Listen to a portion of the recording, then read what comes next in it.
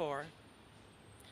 Today we stand together, not just for Erik and Lyle, but for every person who has been silenced, for every person who has fought to be believed, and for every person who has been told that the worst thing they ever did defines them forever. We have advocates from Anti-Recidivism Coalition, Latino Justice, and Healing Dialogue and Action with us here today. People who understand this system firsthand, who know what true rehabilitation looks like. These are individuals who have lived this fight, have gone before the parole board, who have been granted a second chance and have done so much good with it. We are honored to have them standing with us. We are also here as a family that has suffered, a family that has endured, but a family that has also seen Erik and Lyle take full accountability for their actions, and a family that has forgiven and is ready to heal. The district attorney might not care about that, but he will hear us today. So I want to thank you all again for standing with us. I want to thank the incredible speakers who will be sharing their perspectives. And I want to make one thing very clear. We are not going anywhere. We will not stop fighting. We will not stop fighting for Erik and Lyle, for justice, and for the truth. With that, I'd like to turn it over to our first speaker, David Amaya.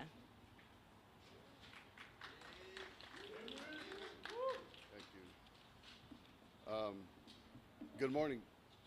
My name is David Amaya. I'm the program manager for the Anti-Recidivism's Hope and Redemption team.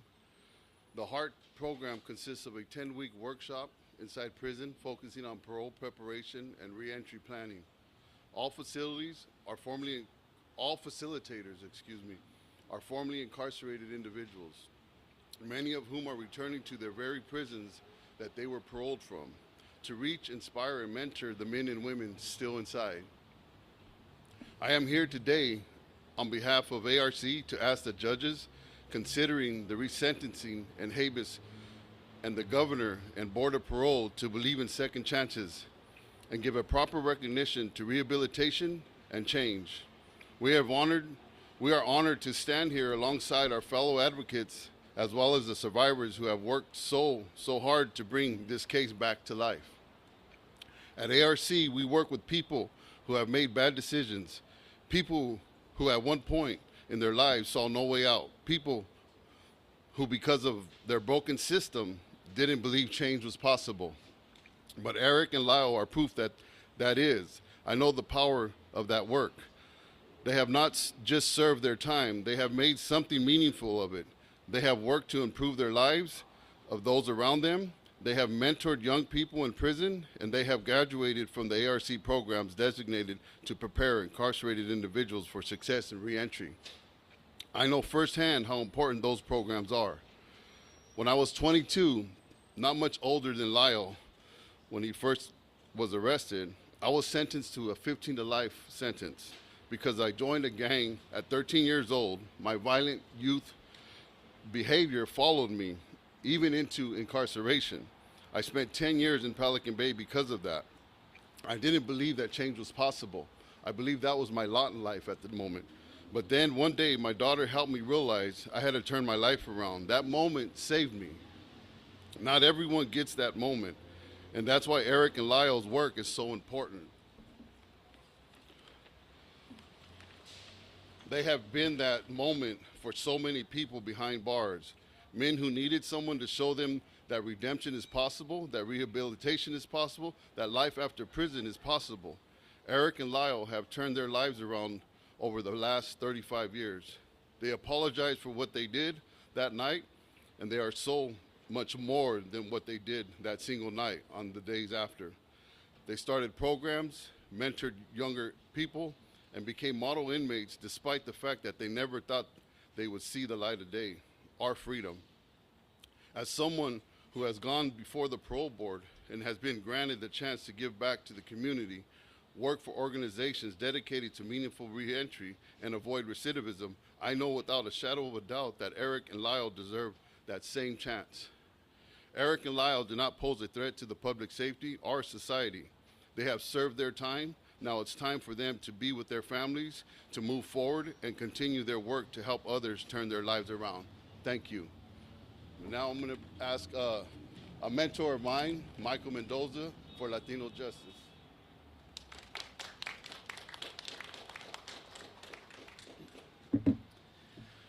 Good morning, everyone. My name is Michael Mendoza, and I'm the National Criminal Justice Director at Latino Justice. Latino Justice is a national civil rights organization where we focus on using and changing the laws to create more safer communities that are equitable and just.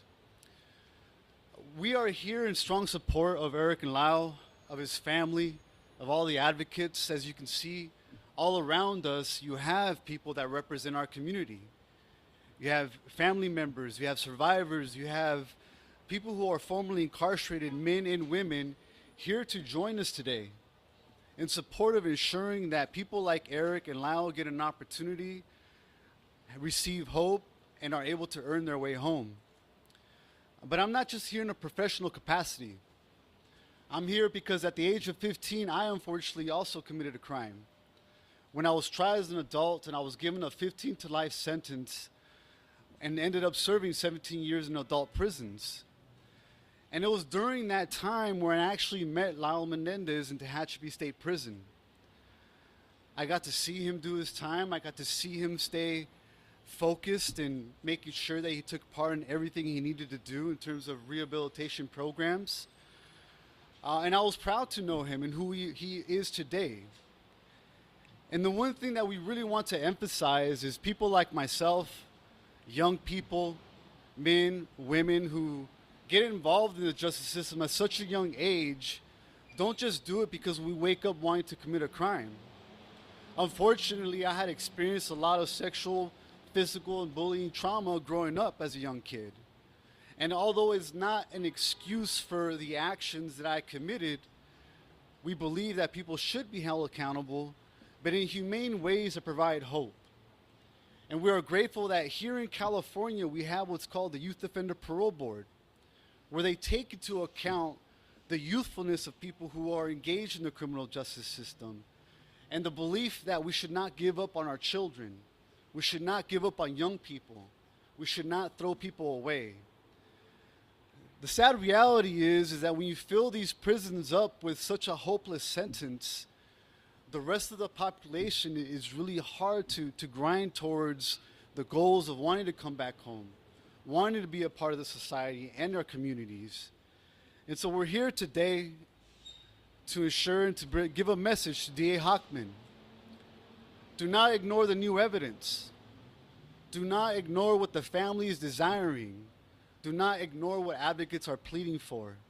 We're not just pleading for a second chance for two individuals. We're pleading for a second chance for those who are being extremely punished without an opportunity to come home. If we really truly want a safer society, we need to give people in prison hope and a meaningful chance to come back to their families. And so I'm very, very grateful here today that you all are here to receive this message, and we hope that the DA listens to everybody here, takes into consideration that true public safety will come through redemption and second chances. So thank you all for coming, and I'm going to now introduce my dear friend and colleague, Javier Starring.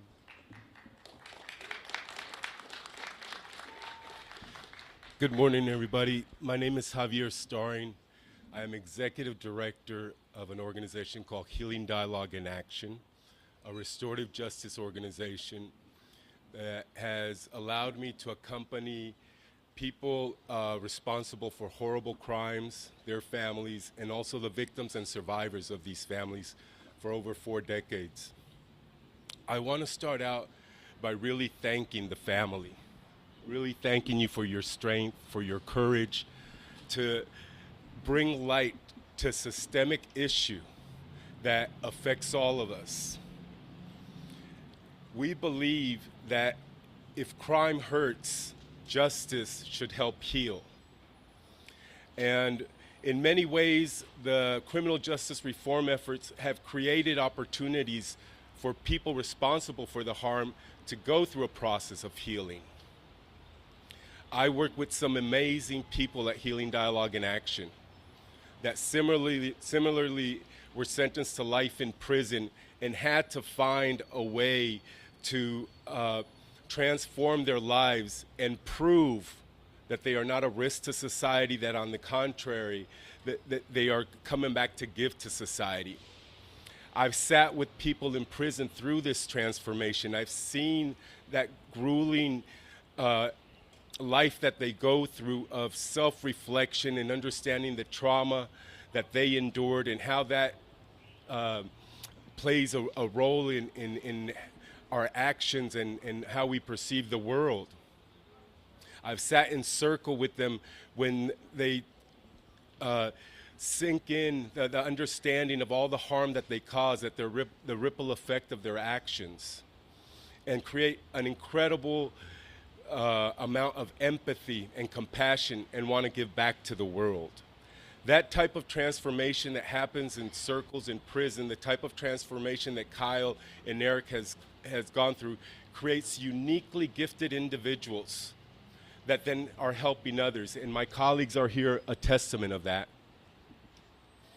But more than anything, I want folks to reflect on what is it that we want from a justice system? What is it that we want to obtain through our process of justice? And I would hope that we start with thinking first with the victims and survivors, the people that have suffered the harm. Because this family has suffered on both sides the worst that the system has to offer. On one side, they lost an aunt and an uncle, a cousin, a sister, and they have to grieve that. And on the other side, they lost cousins that to the system that they have to grieve that as well. And they're going through their process. And they're creating all of this, just pleading that they help them through this process. The system wants their family to be home.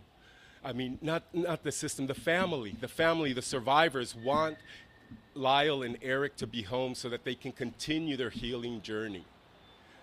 The system should at least respond to that basic need after so many years of suffering. Avery, this young girl, 18 years old, she has chosen to study criminal justice because she was born into this experience of being impacted by the system. And after feeling both sides of it, she has been called to study criminal justice with the hopes of creating a better system for all. Mr. DA, Mr. Hochman, please, it's a simple decision. Allow Erik and Lyle to go before the board.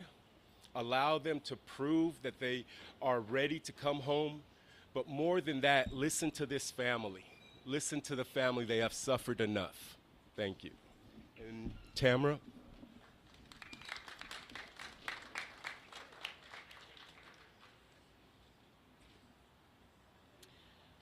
First off, I just want to thank all of you for standing here with us today. This fight is personal for our family, but it's also bigger than us. This is not just a news story. We're a real family of real people. Today it's about fairness, about justice, and about not letting personal bias, politics get in the way of what we need to do and what is right. My grandmother Joan dedicated the last 35 years of her life to advocating for the lives of Erik and Lyle. And we are here to continue that fight for Erik and Lyle and to continue advocating for them. Marcy's Law exists to give us victims' families a voice in the justice process, and yet District Attorney Hochman doesn't seem to want to listen or engage with us. We lost Kitty and Jose, but we also lost Erik and Lyle in this process. We have a unique situation of being multidimensional victims. At every turn, we feel like DA Hochman has dismissed us, ignored us, and quite frankly, treated us like we don't matter. Why? Why does he seem to be making this case so personal? A district attorney is supposed to be fair, impartial, and focused on the law. But Hochman is not acting like a neutral party. He is relegating a case from 35 years ago with the same outdated lens that ignored abuse and trauma and compassion in the first place. And now he's saying that Erik and Lyle are still a danger to society. But to who? Anyone who spends even 5 minutes with Erik and Lyle will tell you that it's just not true. They have dedicated themselves to improving the lives of incarcerated people. They have created programs that support victims of such sexual abuse. They have helped mentor young inmates so they don't reoffend if they have the opportunity to be released.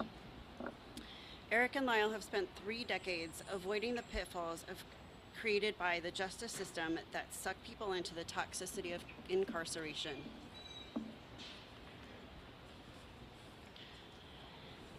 They have done more good from inside of a prison than most people do in their lifetime. And yet Hochman is hyper-focused on one thing, what they said as scared kids. I have kids. Kids lie. Kids lie when they're scared, when they feel intimidated, and when they've been traumatized. They lie when they don't know who to trust, but they grow up, they learn, and they take responsibility. And Erik and Lyle have done exactly that. They have apologized multiple times to all of us standing here. They have owned and accepted every ounce of their actions. We have had elderly family members who have desperately wanted to reunite with them before the chance is too late. Not just because they love them, but because they also carry the weight of regret for not speaking up when they had the chance. Letting them come home isn't about letting them off easy. They've served their time.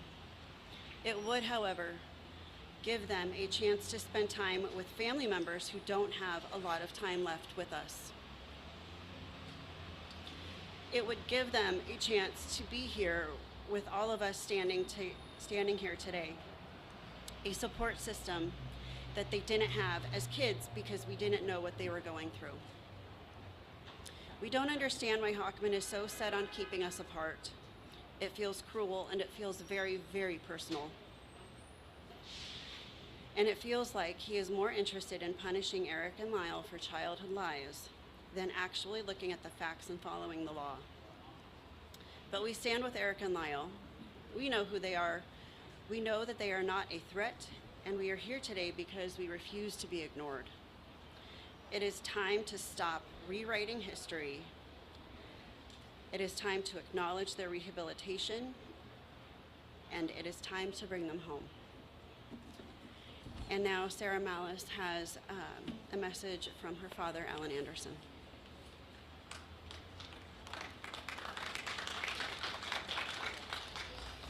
Good morning. My name is Sarah Malice. My father is Brian Allen Anderson Jr., who is Kitty Menendez's nephew, but to Erik and Lyle, he's just their cousin Al. My father couldn't fly out today, so I flew here from Chicago to stand with my family and represent him. I also want to thank everyone for their outpouring of support for Erik and Lyle to come home to us. Before I share my own experience, my father wanted me to share the following with all of you. My father loves his cousins so much. He has seen how they turn their pain into a real purpose while in prison. They have made lives better without the expectation to do so. When he was younger, my father saw the terrible home in which they lived, the experiences that they had to go through as children. He tried to speak about all of that he knew to his father, but it fell on deaf ears multiple times. Now, he wants everyone to hear his voice loud and clear. He wants the entire criminal justice system to hear him and do something. If my father were here today, he would say very clearly that he loves Erik and Lyle. He forgives Erik and Lyle, like so many relatives from both sides of our family. And he would feel completely safe welcoming Erik and Lyle into his home. I share the same sentiment as my father. As I wrote in a letter to the board of the parole, this case has influenced nearly my entire life. I was 3 when Erik and Lyle were arrested and 10 when they were sentenced to life in prison. I saw my father grapple with the memories of the very real experiences that he had in Kitty and Jose's home. He knew something was wrong, but he couldn't do anything about it. These experiences made him a very protective father, someone who was determined to be there no matter when I needed him as I grew up. But the pain that we feel is still very real. Every documentary, every miniseries, every development is a fresh tear in the wound that my family has tried to heal for 30 years. We want the suffering to end. The only way it does is for Erik and Lyle to come home so they can hug my father, hug me, and hug every person who is standing beside me, and for those who can't make it here today, so that we can move on from this tragedy. I know that Erik and Lyle have taken what most would see as a hopeless life and injected growth, remorse, and love into it. If we, the family, are saying that we want them home, if wardens and correction officers are saying that they would welcome Erik and Lyle as neighbors, if the dozens of people assembled here today are showing up and expressing their support, what else does the system need to hear? So please, listen to us and allow us to bring Erik and Lyle home. Thank you. I'll turn this to Anna Maria. Thank you to all of our speakers. I hope you'll indulge me. I have some more comments to make. First, I just want to take a moment to thank all of you again for being here today. Seeing so many people show up for Erik and Lyle, for truth, for justice, it means everything to us.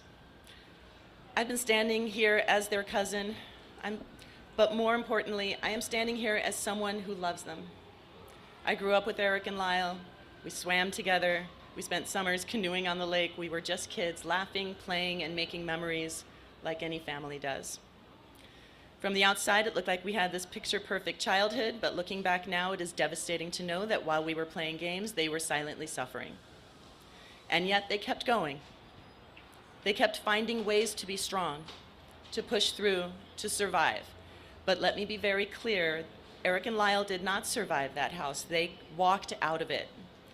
But they carried everything with them, the fear, the trauma, the betrayal. That's the reality of abuse. It doesn't end when you leave the house. It stays with you. It controls you. It convinces you that no one will believe you, that you are trapped.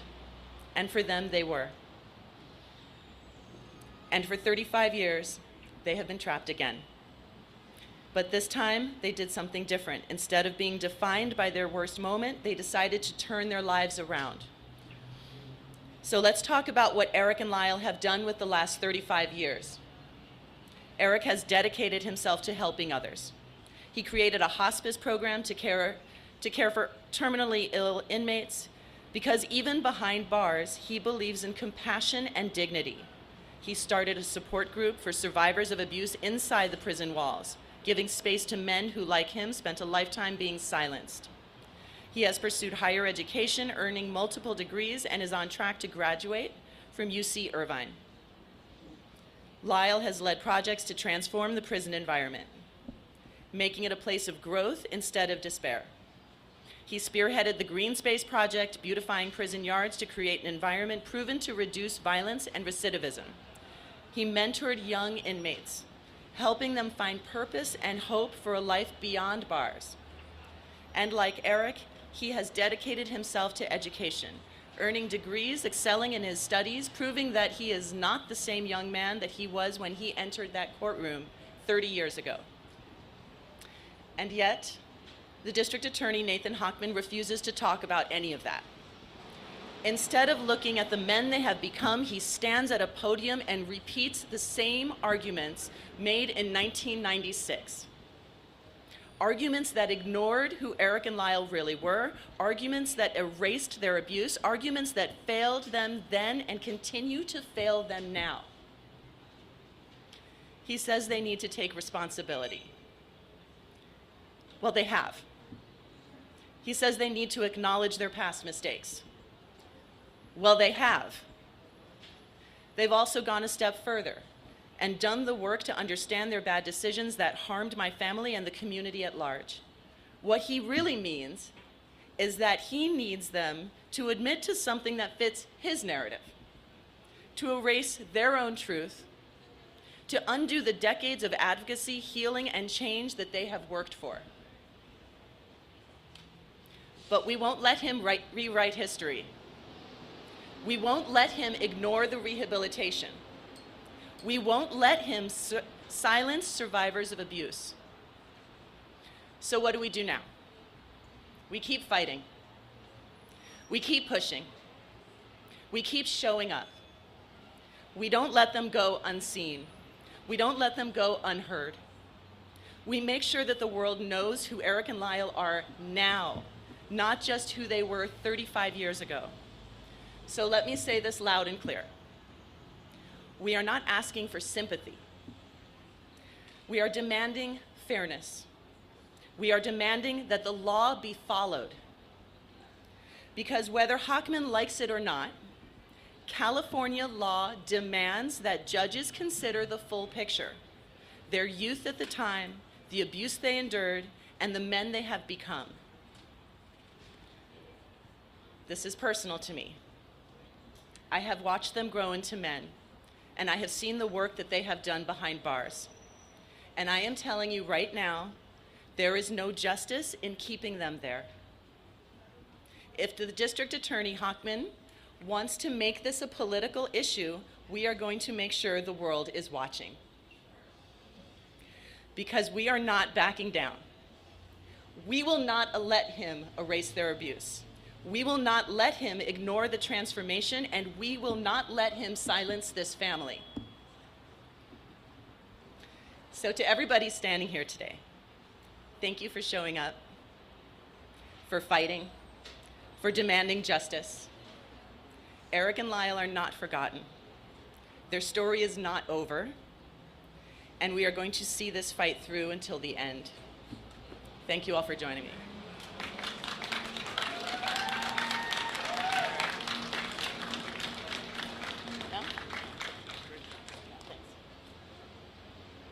If anyone has any questions, we'll take a few at this moment. Just raise your hand.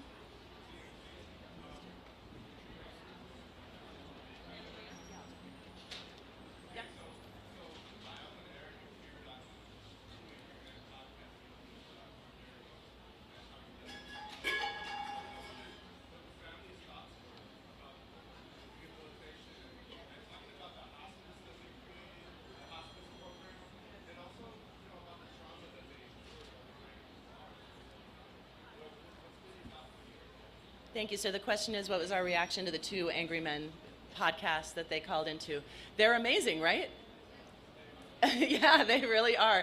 I was so happy they did that because the world really, I can stand up here and tell you about the amazing men that they are, but when you actually hear them and talk, especially when they are talking about the projects that they have done behind bars that they are so incredibly proud of. You know, Erik with the hospice, the question was about his hospice. So he educates other inmates about how empathy and compassion towards the inmates that are disabled, who have issues, so that they can, when they are released, that they can go on to be members of society with empathy, with compassion for the people in their communities. It is stunning. It is stunning. I know I can speak for every member of our family. We were so incredibly proud of them. We are so incredibly proud of them.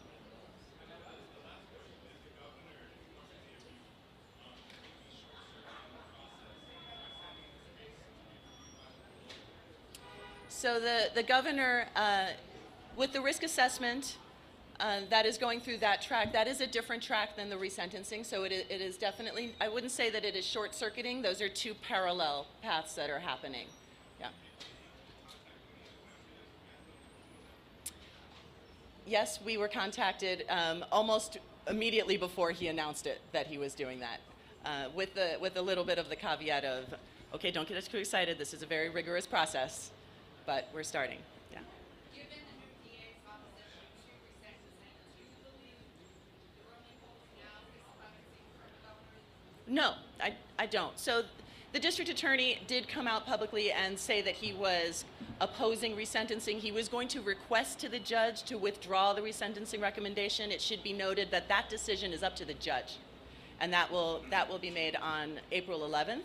But that is only one track. There are still 3 tracks to their freedom. One is the habeas corpus. The other is the resentencing, which he does play a role in. And then there is the clemency from the governor. And those are 3 completely separate.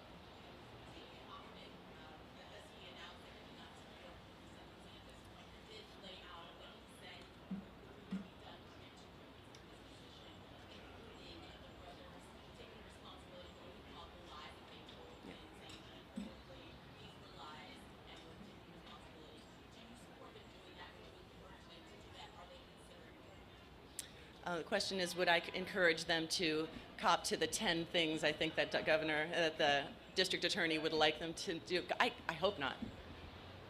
I mean, I hope not. That would be pandering to his narrative, to his idea of what the truth is, instead of the actual truth, which is theirs. So I can't imagine a world where they would do that. Thank you, everyone, for the questions. We're now going to turn it over to the rally. I hope everyone joins us across the street. Thank you. All right, here we go. Great job, great job. We are going to stay with Michael to talk to the New York Times. Okay? What's that? We're going to stay behind around here to talk to you. Oh, We're with TMZ, by the way, the documentary crew.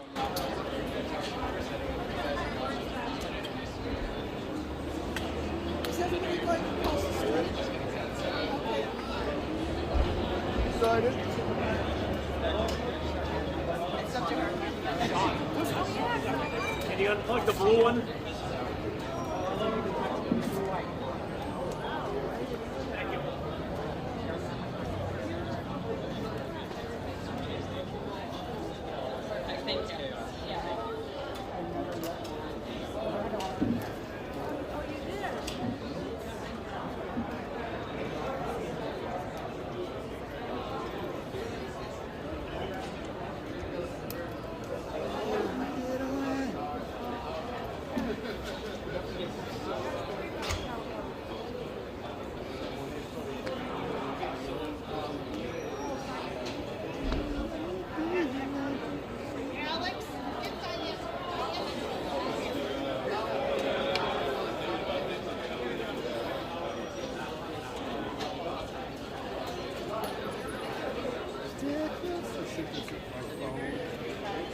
Really? At least I'm walking over there. Okay, all right, yeah. What? I mean, at some point, 10 till,